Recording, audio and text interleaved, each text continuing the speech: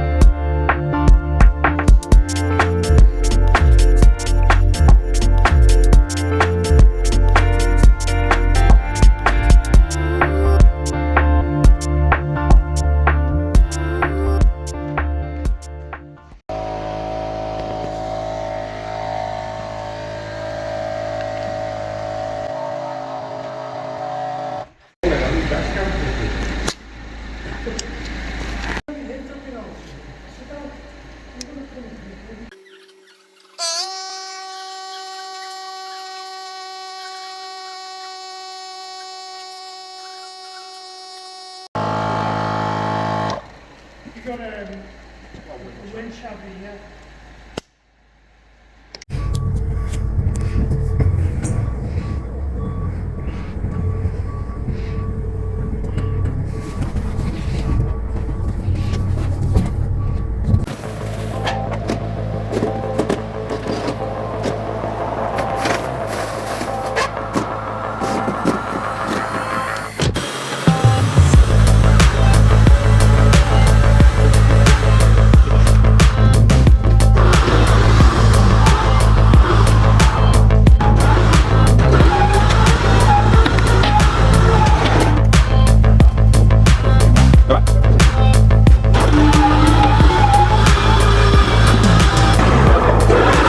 That was close.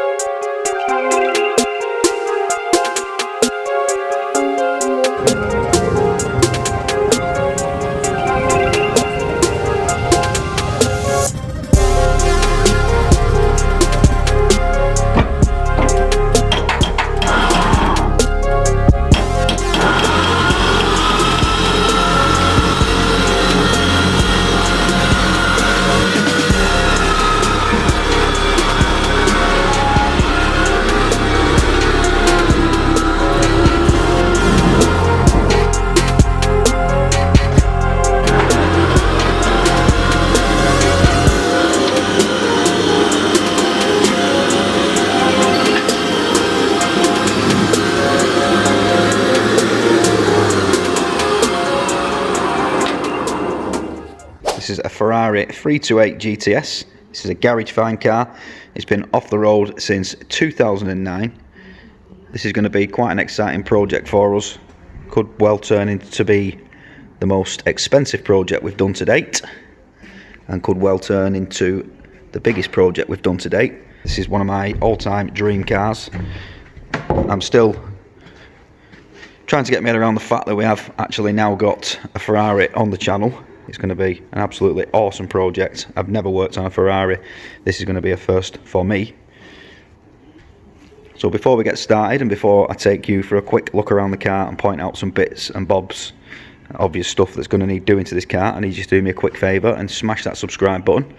So we start around the front. Obviously somebody has already started to strip this car and started to do a restoration on this, so we are picking up somebody else's project at this point, which can sometimes turn into a bit of a nightmare. But one thing I have noticed straight off the bat is this headlight actuator rod has snapped on there, so we're going to need to find a new one of them. This side's actually okay. It's going to be a bit of a jigsaw puzzle, this, working out what goes where, because we have got quite a lot of wires that have been unplugged like this. I'm not entirely sure where this goes, so I'm going to have to try and find some manuals for this car to help me along with this project. Some of these are looking quite corroded inside as well, so we'll probably be changing these before we do find where these go. Another obvious thing, obviously the whole front nose cone has been taken off the car, which you can just see over there. Now this should be spot welded to the nose cone, so we are going to have to spot weld this nose cone back on to this scuttle panel, and obviously make sure it's in the right position, that all the door gaps are right, all the gaps around the headlights are right, and also that the front bumper lines up with that as well.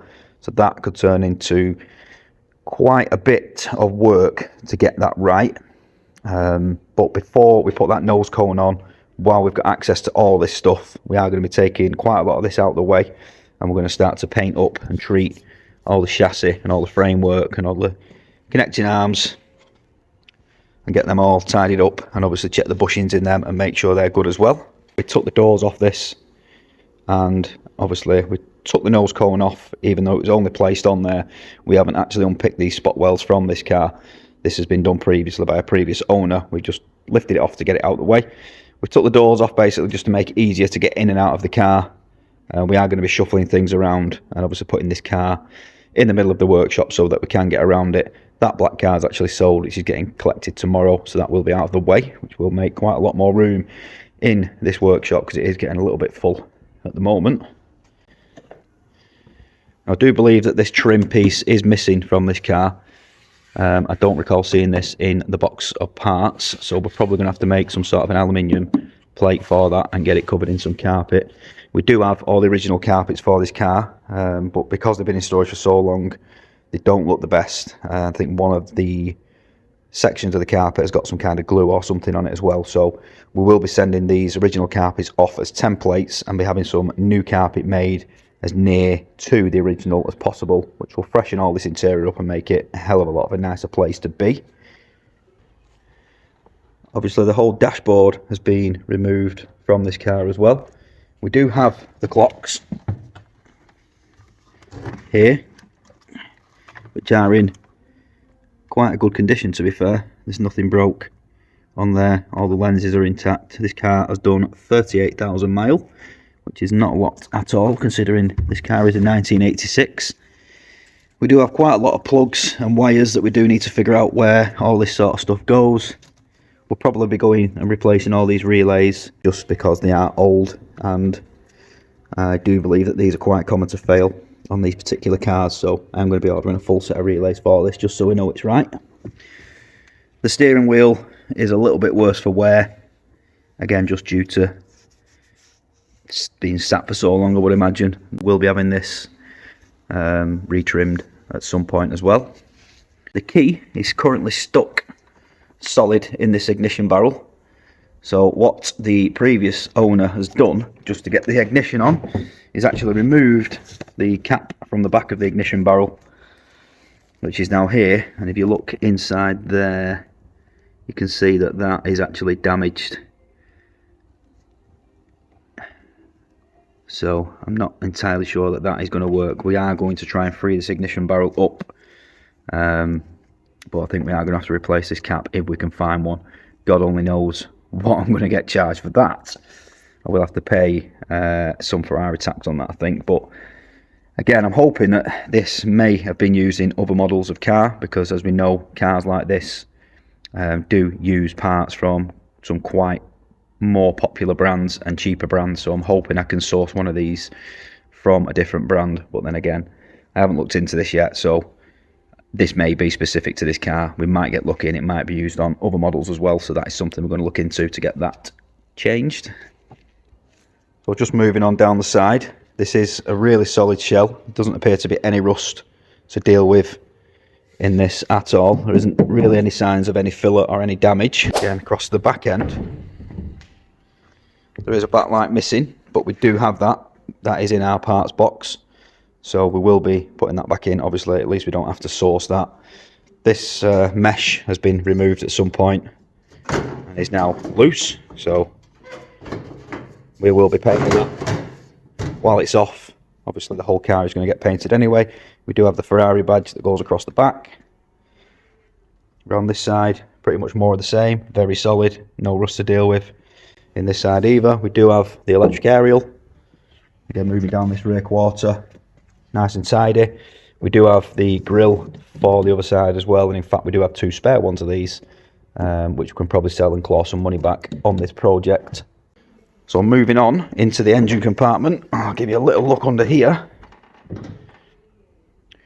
Again, there should be a cover over this, which we do have in our boxes of spares, which I'll show you sort of how many spares and boxes of stuff have come with this car. There is quite a lot of stuff and quite a lot of stuff to dig through. So as I was saying earlier, it is going to turn into quite a big jigsaw puzzle for us. Mechanically, this car is pretty damn good. Again, as I was saying earlier, someone has actually started to try and restore this car some years ago. It was sold to the guy who I bought it off in Knutsford, who took it on as a restoration project, and he was planning on doing the same as what we are doing now and doing a full resto on it, but unfortunately, again, he never got round to it. But what he did do was send this car away to a specialist. The cam belts was done on this engine in November 2022, and the car's been dry stored since, so we know them belts are good. It also had plugs, it also had a full service, which is why the oil filter you can see there is new. So this engine should be mechanically very good. We haven't had it running yet, but we do have a new battery that we're going to plonk on it. We are going to try and power this thing up and see if we can get it running. The fuel that's in this is probably no more than 2 years old, so the fuel should be good just to get this thing started. It shouldn't have gone that bad. Obviously it will want draining at some point, but it should be good enough just to get this thing running for 30 seconds or so. Just to have a listen to make sure it sounds mechanically good. There's no unwanted noises, knocking or banging or anything like that. So while we're under here, let's pull this dipstick, guys, and let's just check if we've got any oil. How much oil is in this car? Oil is like brand spanking new and it's bang on. So we don't have any concerns with that. No signs of condensation in there or anything. That's looking really good. Pop that back in. So we're happy with that oil. We know the plugs are good because they've got receipts for being brand new 2 years ago, and the car has basically not ran since, so we don't have to worry about the plugs. Let's have a look, see if we've got any coolant in.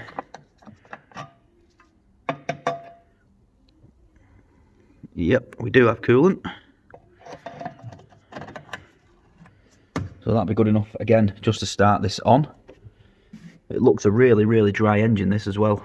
Can't see any signs of any oil leaks. There's no dampness underneath the car, and there is nothing sort of down around the rocker covers and stuff like that. So again, mechanically, this thing is looking really good.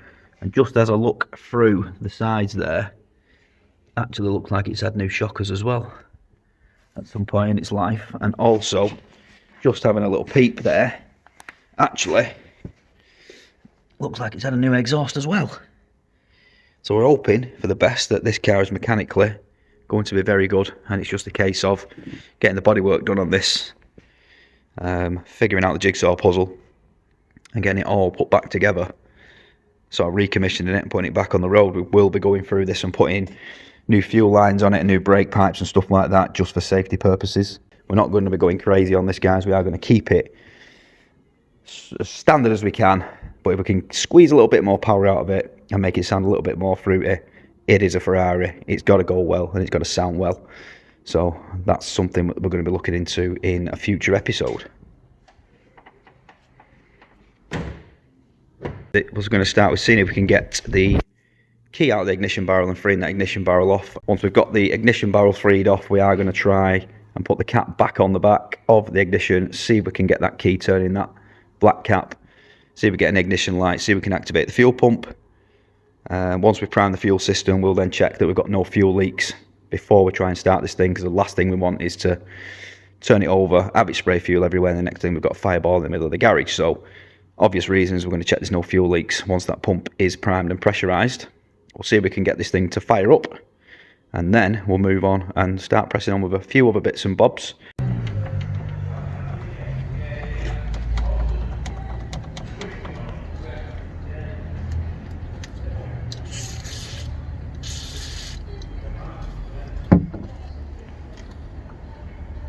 My boy just going around it with a little tapping hammer and just get a few taps, see if it'll free the pins off inside.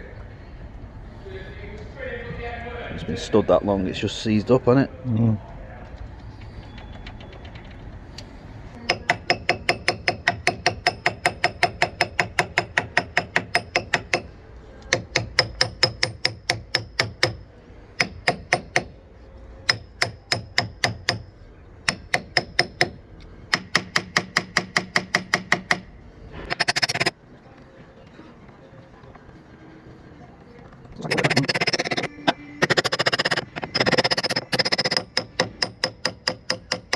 Don't worry about the paint, we'll repaint it anyway. Let's see if I can get the key out, because it might have gone in the bin yet.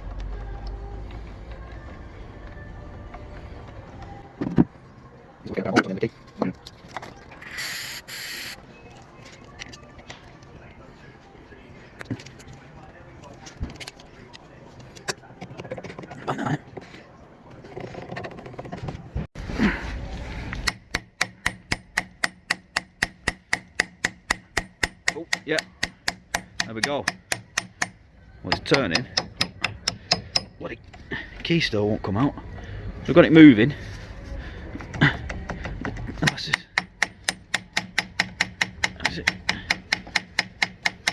Is that turning the tumbler in the back? Yeah. Ah, yes! There we go. She's out. Although the key is quite twisted, but at least we can get one cut from that. Happy days. So you're probably not going to believe this, guys, but I was literally just about to do a first attempt to start this up, kind of a will it start after 2009 sort of situation. Now, as you've seen, we've just sorted this ignition barrel out, got the key working. Anyway, I did try this black cap in the back of the ignition barrel. Now we've got the key out, but unfortunately, as I said earlier, because it's been damaged there inside, the little push rod sort of tumbler thing that comes through the back of this ignition barrel and inserts into there. So as you turn the key, there's a metal rod that actually turns this cap. Because this is broken, I've now just literally attempted it with a screwdriver, and literally as I turned it, the car just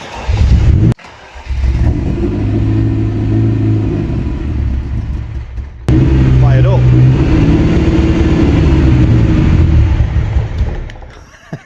As simple as that.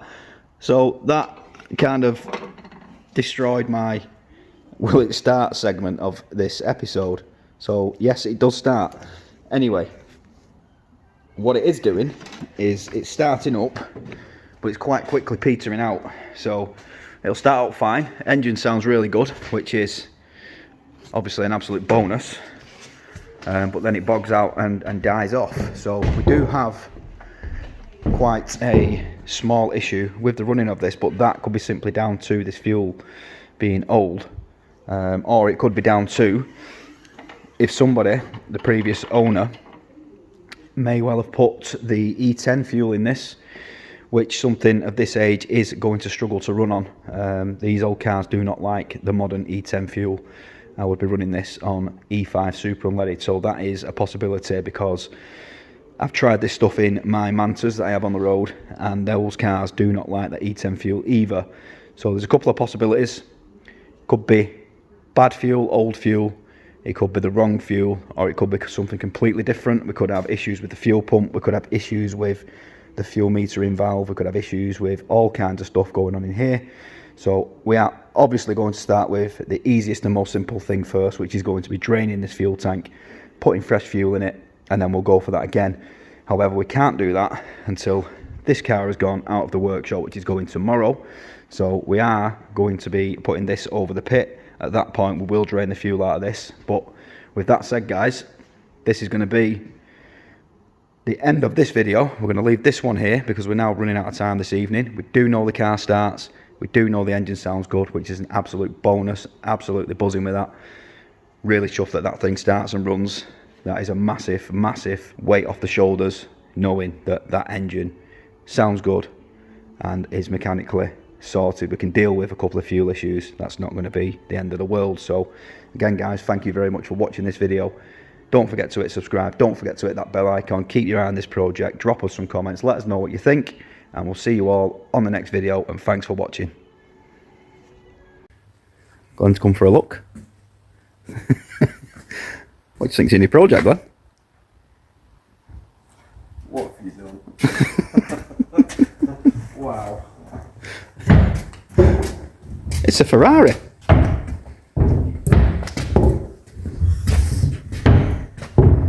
Lego.